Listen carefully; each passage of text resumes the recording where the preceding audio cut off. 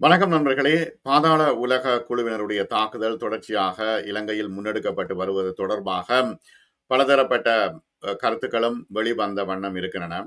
நாட்டை பல வழிகளிலும் ஆட்டி படைத்து வருகின்ற இந்த பாதாள உலக குழுக்களை யார் கட்டுப்படுத்த போகின்றார்கள் என்கின்ற ஒரு மிகப்பெரிய பிரச்சனை இருக்கிறது. தென்னிலங்கையில் இது பெரும் நெருக்கடியாக மாறி இருக்கிறது. பொதுமக்களின் பாதுகாப்புக்காக உள்ள கட்டமைப்புகளுக்குள்ளும் உத்தியோகபூர்வமான நிறுவனங்களுக்குள்ளும் முக்கியமான பாதாள உலக குழுக்களின் செயல்பாடுகள் ஊடுருவி இருக்கின்றன. அனுரகுமார திசநாயக்காவுக்கு இது மிக பெரும் சவாலாக மாறியிருக்கிறது. பாதுகாப்பு கட்டமைப்புக்குள் ஊடுருவி இருக்கும் அளவுக்கு பாதாள உலக குழுக்கள் கனகச்சிதமாக செயல்படுகின்றன என்று அனுரகுமார திசநாயக்காவே ஏற்கனவே ஒரு செவ்வியிலே ஒத்துக்கொண்டிருக்கிறார். இந்த குழுக்களுடைய உருவாக்கம், அது ஸ்திரமான செயல்பாடுகள், வெளிநாட்டில் இருந்து அவர்கள் இயங்குவது என்பது தொடர்பாக மிகப்பெரிய பிரச்சனை, மிகப்பெரிய தலைவலி அனுரகுமார திசநாயக்காவுக்கு ஏற்பட்டிருக்கிறது. அது மட்டுமல்ல, இந்த குழுக்களை எவ்வாறு கட்டுப்படுத்துவது என்பது தொடர்பில் ஒவ்வொரு அரசாங்கமும் மாறி மாறி தங்களுடைய கருத்துக்களை தெரிவித்து வந்தன. நீதிமன்ற வளாகத்துக்குள் ஆபத்தான குற்றவாளியான கணேமுல்ல சஞ்சீவ சுட்டுக் கொல்லப்பட்டதன் பின்புதான் இந்த விடயம் தற்பொழுது வாத பிரதிவாதங்களை ஏற்படுத்தி இருக்கிறது. இவர்களை எவ்வாறு கட்டுப்படுத்துவது என்பது ஒரு மிக பெரும் சிக்கலாக இருக்கிறது. நீதித்துறையிலே பெரும் பணிகளை ஆற்றி வரும் நீதிபதிகளுக்கு பாதுகாப்பு குறைவாக இருக்கிறது. அண்மைய காலங்களில் பாதுகாப்பை நீக்குவதாக அவர்களுக்கு எழுத்து மூலம் அறிவித்தது அரசாங்கம். ஆனால் தற்பொழுது தலையை பீத்து கொண்டிருக்கிறது. இப்பொழுது என்ன செய்வது என்று தெரியாமல் தடுமாறிக் கொண்டிருக்கிறது அனுரகுமார திசநாயக்காவினுடைய அரசாங்கம். வெளியிலே அமைச்சர்கள் சாதாரணமாக நடமாடுகின்றார்கள். அவர்களுக்கு பாதுகாப்பு இல்லை, ஆயுதம் ஏந்தும் படையினர் இல்லை, சாதாரணமாக கடைக்கு வருகின்றார்கள். அண்மையில் அமைச்சர் சந்திரசேகர் ஒரு கண் வைத்தியத்திற்கு சென்ற பொழுது அவர் வரிசையில் நின்று மக்களோடு மக்களாக சேர்ந்து சென்றிருக்கிறார். இதெல்லாம் ஆபத்தான விஷயங்களாக மாறிவிடுமோ என்கின்ற அச்சம் எழுகிறது.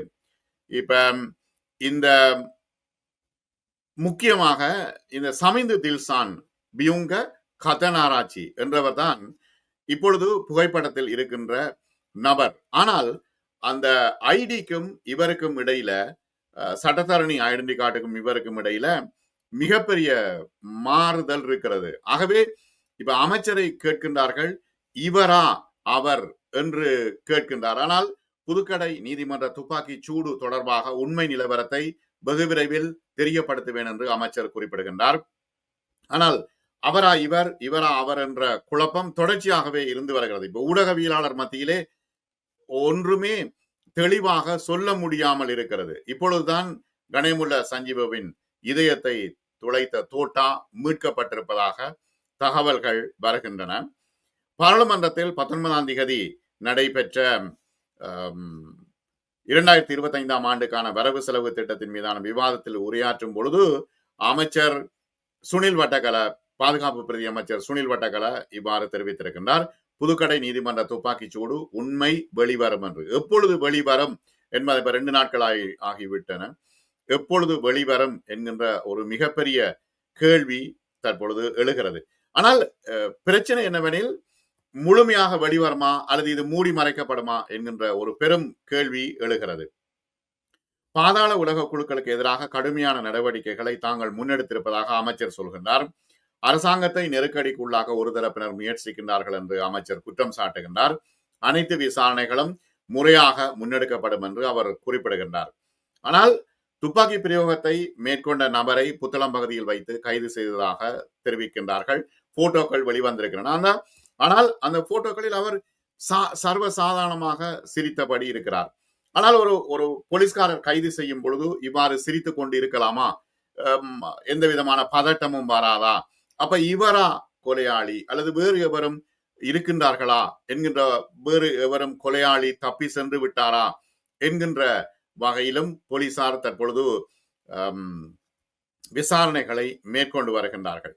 ஆனால் பாதுகாப்பு தொடர்பான விஷயங்கள், இப்ப ஏற்கனவே இருந்த அரசாங்கங்கள் இந்த பாதுகாப்பு தொடர்பான விஷயங்களை முன்னிலைப்படுத்தினவா என்றால் அப்படி இல்லை.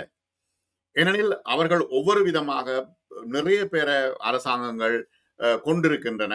அமைச்சர்கள் பலரை கொன்றிருக்கின்றார்கள் என்ற குற்றச்சாட்டுக்கள் முன்வைக்கப்பட்டிருக்கிறது. ஆகவே இந்த விஷயங்கள் எல்லாவற்றையும் மூடி மறைக்கக்கூடிய வகையிலே இந்த இந்த புதிய சஞ்சீவனுடைய கொலை ஒரு திருப்பத்தை ஏற்படுத்துமா என்கின்ற ஒரு மிக பெரும் கேள்வி எழுகிறது. இப்பொழுதுதான் பாதுகாப்பு தொடர்பாக யோசித்துக் கொண்டிருக்கின்றார்கள்.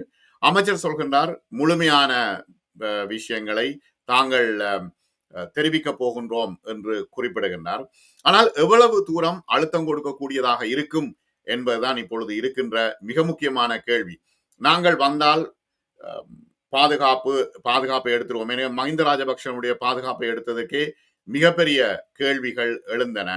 மஹிந்த ராஜபக்ஷ இப்பொழுது வழக்கு போட்டிருக்கிறார் தனக்கு பாதுகாப்பு தேவை என்று. ஆகவே பாதாள குழுக்களின் செயல்பாடுகள் பாதுகாப்புக்கு பங்கம் ஏற்பட மாட்டாது என்று அமைச்சர்கள் தெரிவிக்கின்றார்கள். ஆனால் முக்கியமான ஒரு விஷயம் என்னவெனில், இப்ப புதுக்கடை நீதிமன்றத்தில் நடத்தப்பட்ட இந்த துப்பாக்கி சூட்டு சம்பவத்திற்கு பின்னர் இலங்கையிலே முதலீடுகள் செய்வதற்கு வெளிநாட்டு முதலீட்டாளர்கள் வருவார்களா? இப்ப நீதிமன்றத்துக்கு உள்ளேயே எந்த விதமான பாதுகாப்பும் இல்லை என்றால் வெளியில எப்படி முதலீட்டாளர்கள் முதலீடு செய்வதற்கு வருவார்கள்? அடுத்து ஏற்கனவே யூகே இலங்கைக்கு பயணத்தை தடை செய்யவில்லை, ஆனால் பாதுகாப்பாக இருங்கள் என்று யூகே குறிப்பிடுகிறது. இலங்கையில் குண்டுவெடிப்புகள் நடைபெறும் என்று யூகே தெரிவித்திருக்கிறது, ஐக்கிய ராஜ்யம் தெரிவித்திருக்கிறது. எனவே இவ்வாறான விஷயங்கள் இருக்கின்றன. அண்மையில் மாணவர்களிடமிருந்து 30 தோட்டாக்கள் மீட்கப்பட்டிருக்கிறது. கண்டி ஹசலக்க பிரதேசத்தில் பாடசாலை மாணவர்களிடமிருந்து 30 தோட்டாக்கள் மீட்கப்பட்டிருக்கிறது. ஏன்னா அவர்கள் விளையாடி கொண்டிருந்த நேரத்தில் ஒரு பெட்டிக்குள்ள இருந்து தோட்டாக்கள் இருந்திருக்கு. அப்ப மாணவர்கள் என்ன செய்திருக்கிறார்கள்னா அதை பிரிச்சு எடுத்திருக்கிறார்கள். எத்தனை கிட்டத்தட்ட ஒரு மரப்பெட்டிக்குள்ள இருந்தது 30 தோட்டாக்கள் இருந்திருக்குது. அதை மாணவர்கள் விளையாட்டாக பிரித்தெடுத்து அதை கொண்டு போய் ஒரு மாணவன் தன் வீட்டு அடுப்பு எரிஞ்சு கொண்டிருக்கக்குள்ள அதுக்குள்ள வைத்திருக்கிறான். வச்ச நேரம் அது சூடாகி வெடித்து விட்டது. வெடித்த பிறகு தான் இந்த விஷயம் வெளியில தெரிய வந்திருக்கிறது. புதன்கிழமை 19ஆம் தேதி இந்த விஷயம் நடைபெற்றிருக்கிறது கண்டியில. ஆகவே இப்ப யாழ்ப்பாணம் அல்லது வன்னி பகுதிகளில் இவ்வாறான தோட்டாக்கள் மண்ணுக்குள் புதையுண்டு இருக்கின்றன. விடுதலை புலிகள் அரசாங்கத்துக்கு ஆமைக்கு இடையிலான யுத்தத்தின் நேரம் அங்க எடுத்தா வேற விஷயம். ஆனா கண்டியில எடுக்கப்பட்டிருக்கு. அப்ப எப்படி இந்த தோட்டாக்கள் வந்தன என்கின்ற கேள்வி மிகப்பெரிய கேள்வியாக இருக்கிறது. ஆகவே தென்னிலங்கையில இருக்கின்ற நெருக்கடிக்கு யார் பதில் சொல்வார்கள்? யார் இந்த உண்மையை சொல்வார்கள்? அமைச்சர் தான், பாதுகாப்பு அமைச்சர் என்ற வகையில அனுரகுமார திசநாயக்கா இதற்கான பதிலை சொல்ல வேண்டும். அடுத்தது பொதுமக்கள் பாதுகாப்பு பிரதி அமைச்சர் என்ற வகையில சுனில் வட்டகல தான் இதற்கான விடயத்தை சொல்ல வேண்டும். அதுல முக்கியமான ஒரு விஷயம் என்னவெனில், எனக்கு பார்த்தவுடன் முக்கியமான விஷயம் என்னன்னா, இந்த கார்ட்டூன் தமிழ் மிரர் வெளியிட்ட கார்ட்டூன், போலீஸ்காரர் நாயை பிடித்து கொண்டு போகிறார். ஆனால் அந்த நாயை விட யூடியூப்பும் பேஸ்புக்கும் கேமராவும் முன்னுக்கு போகுது. போய் அவசரமாக செய்திகளை வெளியிட்டு மக்களை குழப்பி கொண்டிருக்கின்றன என்ற ஒரு மிக முக்கியமான கார்ட்டூனை தமிழ் மிரர் வெளியிட்டிருக்கிறது. ஆகவே இவ்வாறான பிழையான செய்திகளை வெளியிடாமல் சரியான செய்திகளை பொறுப்போடு ஊடகங்கள் வெளியிட வேண்டும். அவசரப்பட்டு வெளியிட்ட செய்திகள் இப்ப அதான் பல முன்னணி ஊடகவியலாளர்கள் குறிப்பிடுகின்ற ஒரு விஷயம் என்னவெனில், இப்ப நாங்க செய்திகளை போடவே பயமா இருக்குது. இப்ப இந்த நேரத்தில் ஒரு செய்தியை போட்டா அடுத்த நேரம் இன்னும் ஒரு செய்தி வந்து விடுகிறது. அது பிழை, இது சரி. அப்ப எது பிழை எது சரி என்று தெரியாமல் இருக்கிறது. போலீஸ்காரர்களும் சரியான பதிலை சொல்கின்றார்கள் இல்லை. ஆகவே அமைச்சர் எது உண்மை என்பதை தெளிவுபடுத்த வேண்டும். நன்றி. மற்றும் ஒரு வீடியோவில் சந்திப்போம்.